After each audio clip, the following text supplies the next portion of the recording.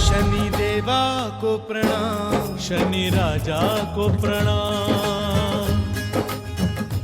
शनि साधिका doctor Vibhashri दीदी जी का संक्षिप्त परिचय। श्री शनीश्वर तीर्थ क्षेत्र शनि आश्रम चिकल थाना छत्रपति संभाजी नगर महाराष्ट्र की आप संस्थापिका हैं। आपके इस शनि आश्रम में ही 24, 25, 26 जून 2023 को एक भव्य पंचतत्व महोत्सव पंच महाभूत लोकोत्सव का आयोजन हुआ था। पंचतत्वों की सुरक्षा और संतुलन के माध्यम से जीवन रक्षा के लिए इन पंचतत्व महोत्सव में राष्ट्रीय संत सम्मेलन का आयोजन हुआ। इस आयोजन के प्रथम दिन का दीप प्रज्वलन अनेक महामंडलेश्वरों पीठाधीश्वरों ने मिलकर किया। संपूर्ण कार्यक्रम का आयोजन और संचालन प्रसिद्ध एस्ट्रोलॉजर साधिका डॉक्टर विभाश्री दीदी जी ने ही किया, जिनके व्यक्तिगत निमंत्रण पर भारत के अनेक राज्यों से 100 से भी अधिक संत महात्मा सदगुरु आध्यात्म शिरोमणि श्री शनि आश्रम छत्रपति संभाजी नगर महाराष्ट्र की पावन भूमि के संत सम्मेलन में पधारे थे और पूरे महाराष्ट्र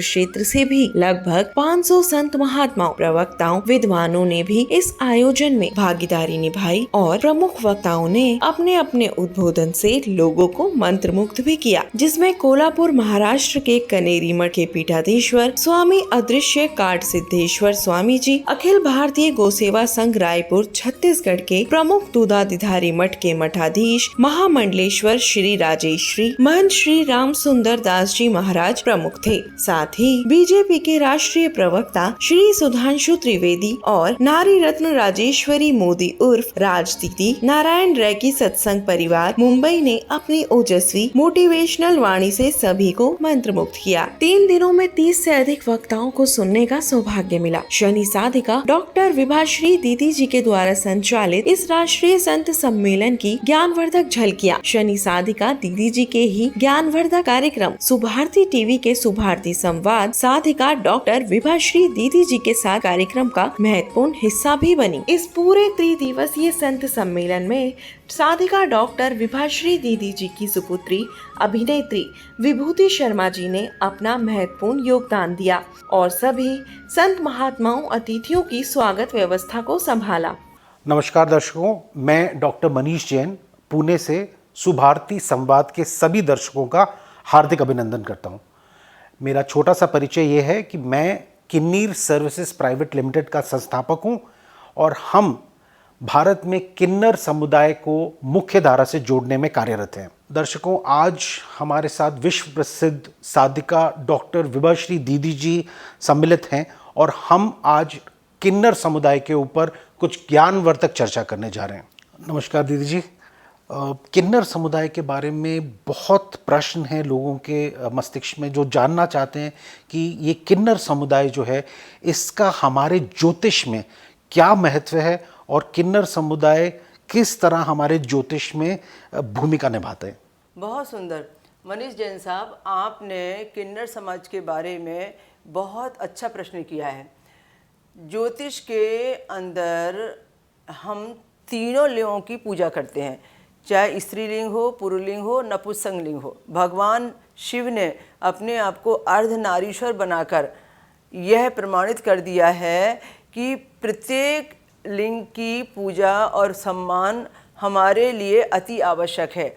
हम किसी को भी अनदेखा नहीं कर सकते। हमारे ज्योतिष में 9 ग्रह होते हैं और 9 ग्रहों में जो केतु है, जिसे हम केतु देवता कहते हैं, उसके लिए हमने किन्नर समाज को चुना हुआ है। प्रत्येक ग्रह के विधि विधान में, दान पुण्य धर्म में अलग अलग प्रकार के समुदायों को चुना गया है, पर सिर्फ केतु देवता ही एक ऐसा ग्रह है जिसके लिए हमने किन्नर समाज के प्रत्येक कार्य को चुना है।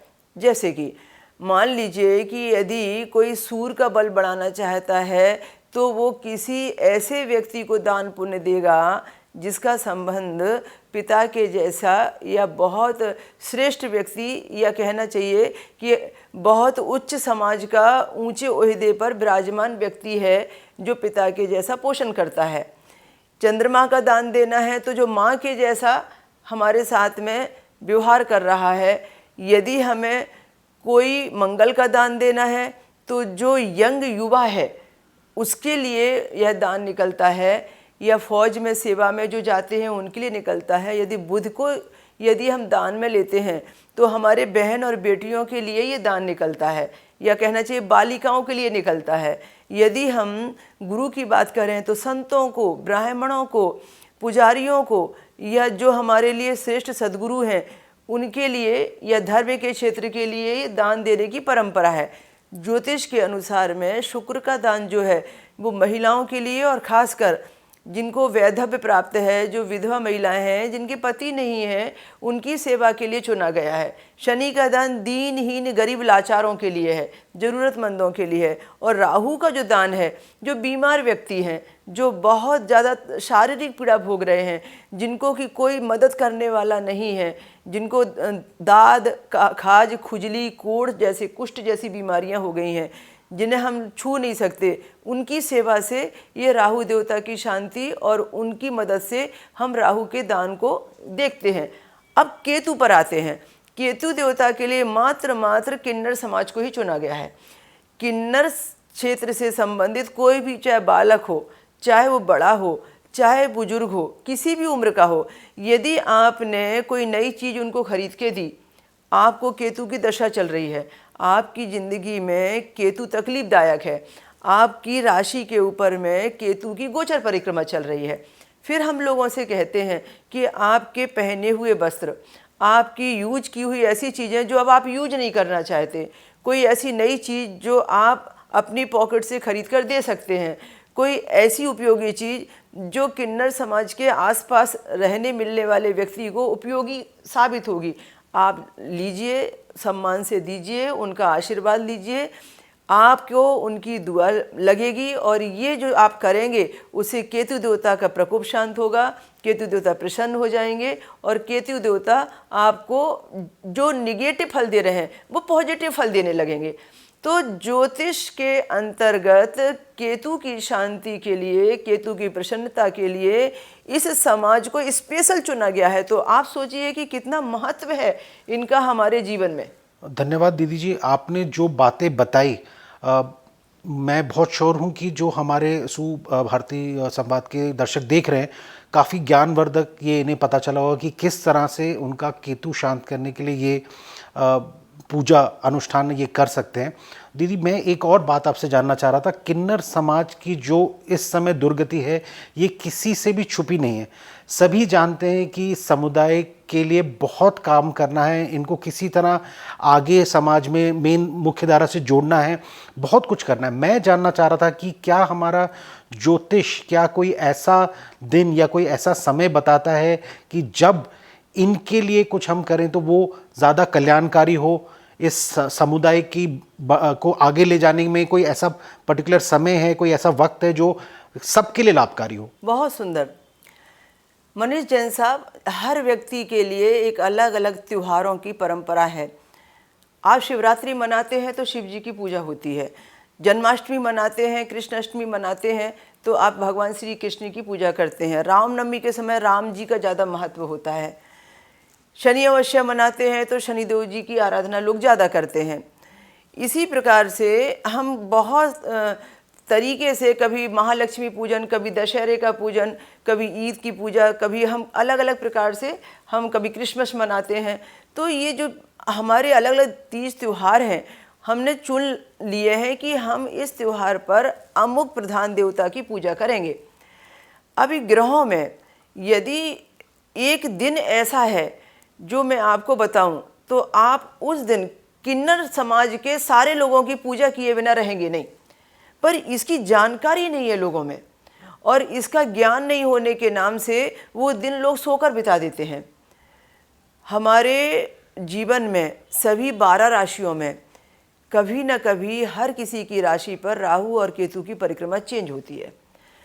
18 महीने के बाद में प्रत्येक राशि पर एक ना एक दिन वह परिक्रमा आती है। आज मेष पर है तो फिर मीन पर जाएगी, फिर मीन से फिर कुंभ पर, ऐसे परिक्रमाएं चेंज होते रहती हैं।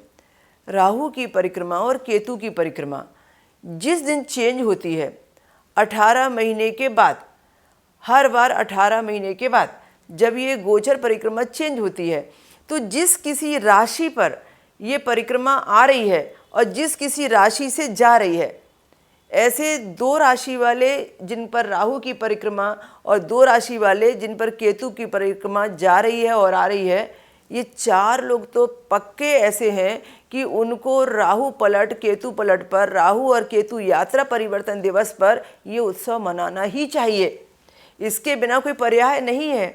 यदि आप राहु और केतु को प्रसन्न करना चाहते हैं, मैंने राहु की बात इसलिए की कि राहु सिर है और केतु पैर है।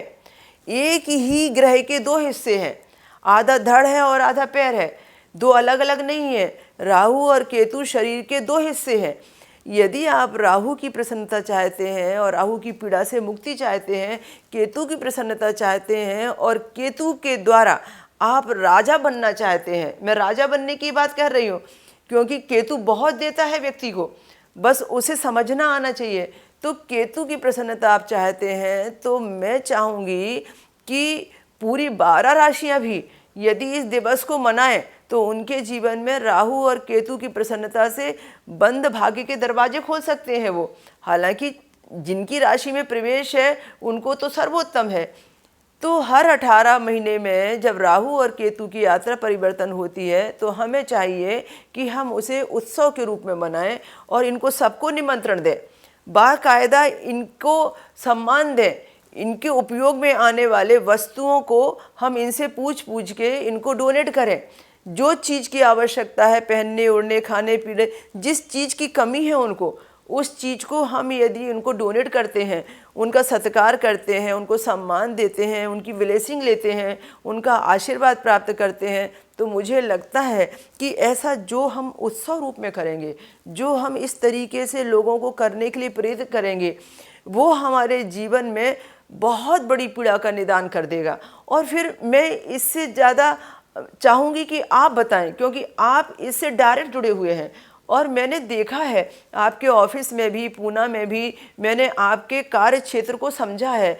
तो मैं समझती हूँ कि किन्नर समाज के लिए, उनकी प्रगति के लिए, उनको आगे लाने के लिए, उनको तमाम प्रकार की आर्थिक तंगियों से उनको बाहर निकालने के लिए और उनको सम्मानजनक जीवन मिले, इसके लिए आपने तो बहुत बड़ी जिहाद छेड़ी है। तो मैं चाहूँगी कि इस विषय में आप हमारे दर्शकों को बहुत अच्छे से गाइड करें। जी दीदी, शुक्रिया। पहले तो आपने इतनी अच्छी तरह से समझाया कि राहु और केतु की शांति के लिए और उनकी ब्लेसिंग्स और पाने के लिए हम क्या कर सकते हैं और इस समुदाय का उसमें क्या रोल है। ये एक बहुत बड़ी सीख है जो हमारे सभी दर्शक इससे सीख सकते हैं और इसको अपने जीवन में उतार सकते हैं।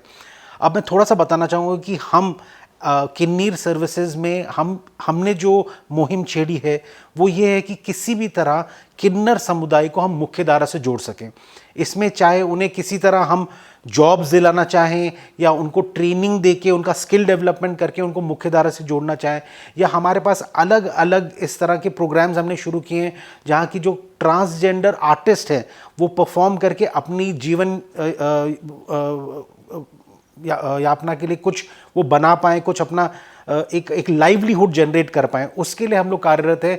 इस कार्य में हमने सबसे पहले जो शुरुआत की थी वो किन्नर पैकेज ड्रिंकिंग वाटर की शुरू की थी, जहाँ पे हमारी फैक्ट्रीज़ में सिर्फ ट्रांसजेंडर समुदाय के लोग ही काम करते हैं। और वो कहते भी हैं कि जो आप जिस भावना से आप किसी खाद्य पदार्थ को किसी को सर्व करते हैं, आपकी भावना उसमें जाती है। तो किन्नर का हमारा टैगलाइन भी वही है, किन्नर blessed to quench your thirst. ये एक इस तरह की भावना, क्योंकि वो अब इज्जत से काम कर रहे हैं, इज्जत से अपनी रोटी कमा पा रहे हैं, इज्जत से घर जाके बोल पा रहे हैं कि अब मैं एक नौकरी कर रहा हूँ और मैं एक आगे मेरा एक फ्यूचर है। तो वो जिस खुशी से उस चीज़ को बनाते हैं, वो पानी जो है वो उनकी भावना लेके आगे जाता है।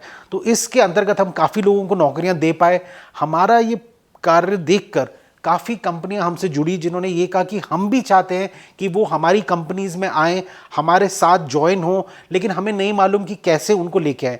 हमने प्रोग्राम शुरू किया ट्रांसफॉर्मेशन, जो हमारा स्किल डेवलपमेंट और प्लेसमेंट इनिशिएटिव है, जिसमें हम कोशिश करते हैं कि ट्रांसजेंडर लोगों को वो नौकरियां जिन नौकरियों के लिए अभी ओपनिंग्स है उसमें हम उनका स्किल डेवलपमेंट, उनका कार्य कौशलता हम बढ़ा पाएँ और उसको सिखाने के बाद, उनका सर्टिफिकेशन करने के बाद हम उन्हें उन कंपनीज़ में जॉब पे लगाते हैं।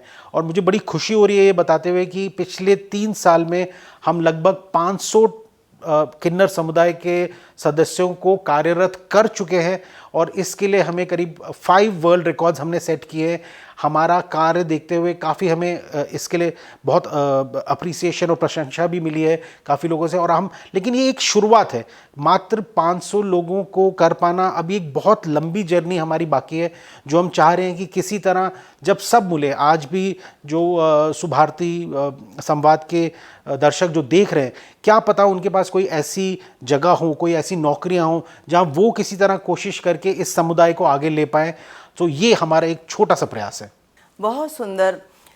आपने अभी बताया हमें कि आप महाराष्ट्र के अंदर में और ख़ास तौर से पूना क्षेत्र के आसपास ये सारी सर्विसेज दे रहे हैं और काफ़ी लोग आपसे जुड़े हुए हैं। मैं भी ये चाहूँगी कि जो ज़रूरतमंद हैं या हमारे कार्यक्रम के माध्यम से जहाँ तक ये लोगों तक मैसेज पहुँच सकता है कि लोग आपस में बता सकते हैं कि जहाँ पर भी किन्नर समाज के व्यक्ति हैं और उन्हें रोज़गार की तलाश है, उन्हें अपनी प्रतिभा के परिष्कार की तलाश है, वे अपने प्रतिभा को समाज को दिखाना चाहते हैं, तो निश्चित रूप से वो हमसे संपर्क करेंगे और सुभारती टीवी के माध्यम से यहाँ पर हमें मैसेज भी कर सकते हैं। मैं आपके इस कार्य के लिए आपको बधाई देती हूँ और मैं चाहती हूँ कि आपके जैसे और भी आज के लोग जो इस समाज में ऐसे कार्यों के लिए आगे बढ़ के समाज की हेल्प करना चाहते हैं, वे भी हमसे जुड़ें और हम कुछ अच्छा नया कर पाएँ। अभी हम बात करते हैं उनकी ब्लेसिंग की। अलग अलग कथा कहानियाँ बनी हुई हैं, अलग अलग प्रसंग बने हुए हैं कि इनको दुआओं को देने का अधिकार किसने दिया। लोगों ने कथा कहानियों में, प्रसंग में अलग अलग प्रकार से इसका बखान किया है। कोई कहता है इनका श्राप बहुत लगता है, कोई कहता है इनकी बद्दुआ ज़्यादा लगती है और तो दुआ भी लगती है। कई लोग कहते हैं जब किसी का जन्मोत्सव होता है, कोई बच्चा जन्म लेता है, किसी का शादी ब्याह का कोई उत्सव हो रहा होता है, खुशी के समय में इनको बुलाना चाहिए, इनकी ब्लेसिंग से सारे कार्य निर्विघ्न हो जाते हैं। कोई कहता है कि नहीं, इनको नहीं बुलाना चाहिए क्योंकि ये कई बार ऐसी हरकतें भी कर सकते हैं कि जिससे आप अपमानित हो जाएंगे, ये नाराज़ हो जाएं तो इनकी नाराज़गी अच्छी नहीं होती। इनके लिए कई बार लोग डरते भी हैं, लोग वह कुछ करना भी चाहते हैं तो उनके मन में बेवजह कुछ भय भी आ गया है। तो इस समाज को जो सही मायने में अपनाए जाने वाली बात होना चाहिए, उनको सम्मानजनक जीवन देने के लिए जो हम सोच रहे होते हैं, तो दूसरों की वो सोच जो डर रहे होते हैं, वो सोच कहीं ना कहीं हमें ब्रेक लगाती है। तो मैं चूँकि आप इस समाज से गहराई से जुड़कर सेवा दे रहे हैं, तो मैं चाहूँगी कि उनकी ब्लेसिंग क्यों लगती है हमें या उनकी बद्दुआ क्यों लगती है हमें, लोग क्यों डर रहे हैं ऐसा उनसे, तो इस बारे में थोड़ा सा स्पष्टीकरण करेंगे। धन्यवाद दीदी, ये बहुत ही अच्छा प्रश्न आपने पूछा कि दुआएं और जो इनकी ब्लेसिंग्स है या इनका जो कर्स है, जो दोनों में कैसे इनको ये मिला और क्यों ये लगता है या नहीं। हमने जब इस बारे में थोड़ा पढ़ा और हमने अपनी सनातन धर्म की किताबों में इसका रहस्य खोजा, तो हमें पता चला कि ये जो इन्हें ब्लेसिंग या इनको जो आशीर्वाद देने का जो ये बूंद मिला है, ये प्रभु राम के समय में मिला है। शायद कुछ दर्शक जानते हों, जब प्रभु राम को वनवास दिया गया था और वो वनवास के लिए अपने अयोध्या से प्रस्थान उन्होंने किया, तो अयोध्या की पूरी जनता श्री राम के पीछे पीछे चल पड़ी। उन्होंने कहा जहाँ हमारे प्रभु जाएंगे हम भी उनके साथ जाएंगे, अगर वो वन में जाएंगे कि जहाँ हमारा राजा है वहीं अयोध्या है। तो सारी प्रजागण उनके पीछे पीछे चल निकली। जब वो सरयू नदी के तट पे पहुँचे तो उन्होंने हाथ जोड़ के निवेदन किया कि प्रजाजन, जितने भी मर्द और औरतें, जितने भी मेल फीमेल, प्लीज़ अपने अपने घर चले जाइए, मैं वनवास करके मैं आ जाऊँगा वापस। और ये उनसे वादा लेके प्रभु राम सरयू के तट से वनवास की ओर चले गए। 14 वर्ष बाद जब प्रभु राम वापस आए तो उन्होंने देखा कि तट पर कुछ लोग अभी भी झोपड़ियां बनाकर रह रहे हैं और प्रभु राम ने सोचा कि मैंने तो सबसे कहा था कि आप प्लीज़ अयोध्या वापस आप जाइए और अपने घरों को आप लौट जाइए, तो ये कौन लोग हैं जो अभी भी यहाँ पे रुके हैं। जब उन्होंने पता किया और उन्होंने पूछा उन लोगों से, तो कहने लगे प्रभु आपने कहा कि मर्द और औरत अपने घर चले जाइए, हम किन्नर समुदाय से, आपने हमें कोई आदेश दिया ही नहीं, इसीलिए हम सरयू तट पे 14 साल से आपके आने की प्रतीक्षा कर रहे हैं। प्रभु राम ने जब ये बात सुनी और उनकी भक्ति जब उन्होंने देखी, तब प्रभु राम ने उन्हें आशीर्वाद दिया कि आज से आपकी दुआ और आपकी बद्दुआ दोनों ही लगेंगी। आप किसी को अगर दुआ देते हैं तो वो भी पूर्ण होगी, और अगर आपने किसी को दिल से बद्दुआ दी तो वो भी पूर्ण होगी। हम समाज हमेशा बद्दुआ से डरता है, कोशिश हमारी ये रहती है कि हम बद्दुआ से बच जाएं, लेकिन कभी हमने ये कोशिश नहीं करी कि क्यों नहीं हम जो दुआ दे सकता है उससे दुआ प्राप्त करने की हम चेष्टा करें। जैसे आपने बताया अभी कि राहु और केतु की शांति के लिए और इसको पाने के लिए ये दो तरफा फ़ायदा है।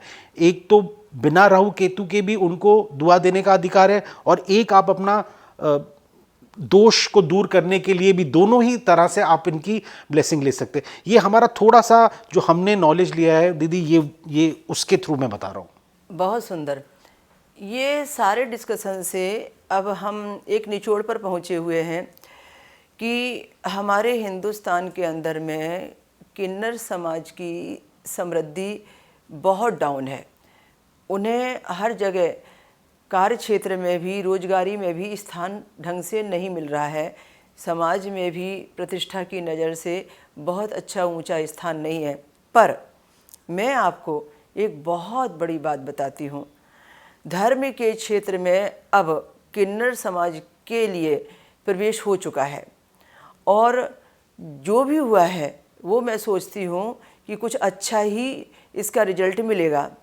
हमारे हिंदुस्तान के अंदर में टोटल अभी तक के 13 अखाड़े हैं। वो सारे 13 अखाड़े धर्म क्षेत्र को संबोधित करते हैं। इन अखाड़ों का काम संतों को दीक्षा देना और धर्म के क्षेत्र का जो आपका प्रचार प्रसार है, सनातन धर्म को आगे बढ़ाना है। और बहुत प्रतिष्ठित योगी, पीठाधीश, महामंडलेश्वर, बड़े बड़े दिग्गज व्यक्ति आज इससे जुड़े हुए हैं, और ये सब अखाड़े हमारे पूरे हिंदुस्तान में हर जगह हर क्षेत्र में है। साउथ से लेकर उत्तर तक, पूरब से लेकर पश्चिम तक, ये 13 अखाड़ों में हमारे धर्म संस्कृति का संचालन चल रहा है। अब इसमें आपको एक जानकारी दे दें, हमारे बीच में किन्नर समाज का भी एक अखाड़ा आ चुका है।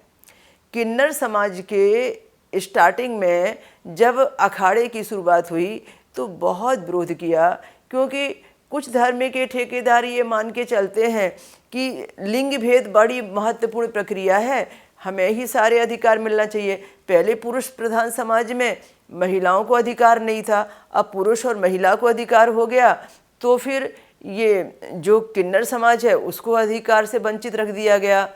पर जो विद्वान लोग थे, जो हमारे मुरारी बापू जैसे बहुत बड़े प्रतिष्ठित और ज्ञानी व्यक्ति थे, उन्होंने तक किन्नर समाज को आशीर्वाद दिया, और किन्नर समाज का प्रवेश अब धर्म के क्षेत्र में हो गया। क्योंकि जब भगवान ने अर्धनारीश्वर का भेष रखा और वो पूजनीय हुए, तो ये किन्नर समाज के लिए ही तो उन्होंने ऐसा किया, तो उनके तो इष्ट देवता वही बन गए।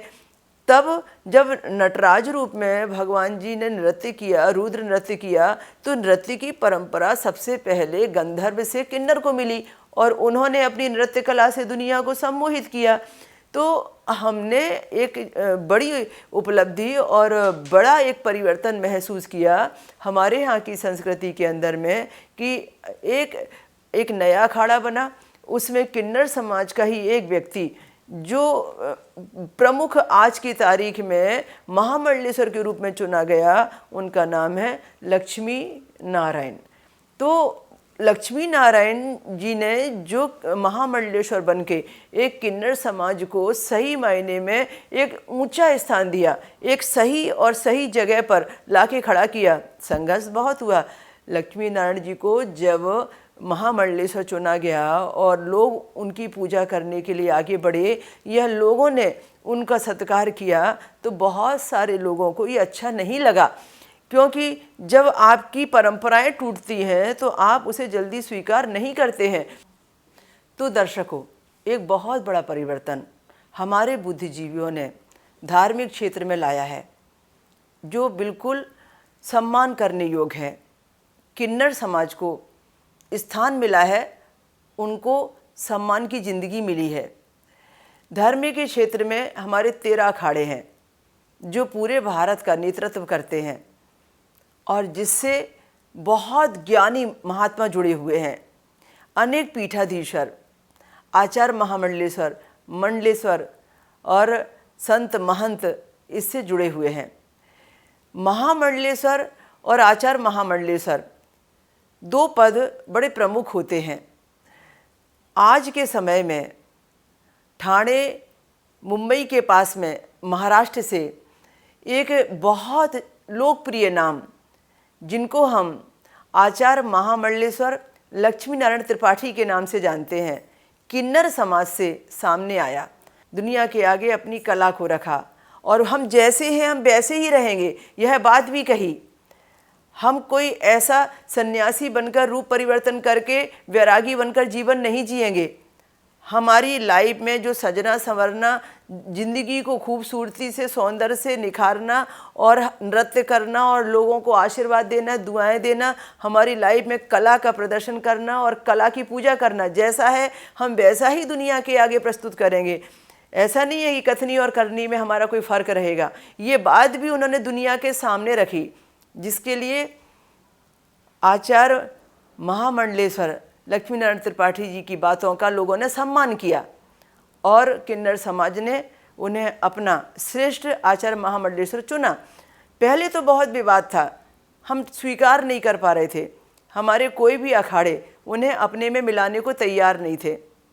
पर जब मुरारी बापू जी जैसे बहुत सिद्ध पुरुषों ने उनको आशीर्वाद दिया और उन्होंने उनकी नृत्य कला का सम्मान किया और कहा ये तो अर्धनारीश्वर की शान है, हमारे प्रभु ने, नटराज ने दुनिया को नृत्य से सम्मोहित किया है, ये तो नटराज जी का स्वरूप है, और शिव जी के अर्धनारीश्वर स्वरूप में उनको देखा, तो फिर उनके साथ साथ बुद्धिजीवी समाज ने उनको स्थान देना प्रारंभ किया।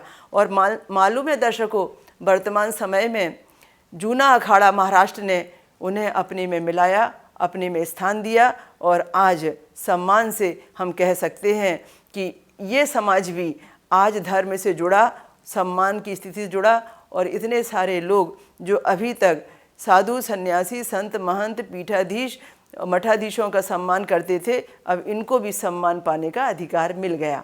तो अगली बार हमारी कोशिश रहेगी कि हम हमारे सुभारती संवाद के दर्शकों को, जो किन्नर समाज के प्रमुख आचार्य लक्ष्मी नारायण त्रिपाठी जी हैं, जिन्होंने सबको ये चैलेंज दिया कि हमारी कला कहीं ऐसी कला है कि जो सम्मान पाने का हक रखती है, और उन्होंने इस समाज के लिए आगे बढ़कर इस तरीके का संघर्ष किया। उनकी संघर्ष यात्रा, उनका इंटरव्यू, उनकी खुद आप बीती, उनके द्वारा हम आपके सामने में लाने का प्रयास करेंगे। तो अब मिलते हैं फिर अगली बार इसी कार्यक्रम में। तब तक के लिए नमस्कार।